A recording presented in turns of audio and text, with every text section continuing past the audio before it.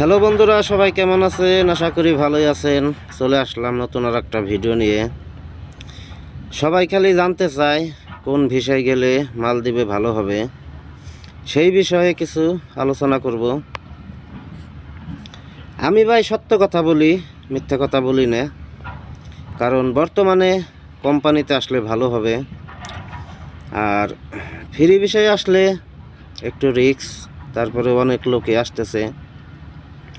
আর মালদ্বীপে কী কাজে আসলে ভালো হবে, কোন কাজের চাহিদা বেশি, সেটাও তুলে ধরবো। যদি ভিডিওটা ভালো লাগে চ্যানেলটা সাবস্ক্রাইব করে রাখবেন, আর আমাদের এরকম ভিডিও পেতে আমাদের সঙ্গেই থাকবেন। মালদ্বীপে রাজমিস্ত্রি, কাঠমিস্ত্রি, রং মিস্ত্রি, মানে যে কোনো মিস্ত্রি হইলে একটু দাম আছে।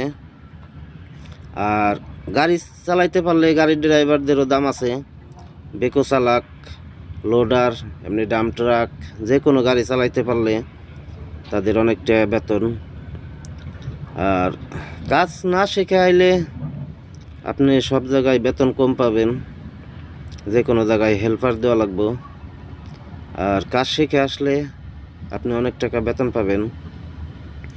তাই যে সকল ভাইয়েরা মালদ্বীপ আসার চিন্তা ভাবনা করতেছেন, যে কোনো কাজ শিখে আসবেন। আর যদি পারেন তাহলে কোম্পানিতে আসবেন।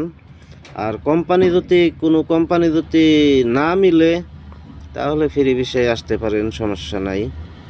ওইটা আপনার কপাল যদি ভালো হয় তাহলে ভালো, আর কপাল যদি একটু খারাপ হয় তাহলে ভাই কিছুই করার নাই। তাই সবাই ভালো থাকবেন। ভিডিওটা লাইক, শেয়ার, কমেন্ট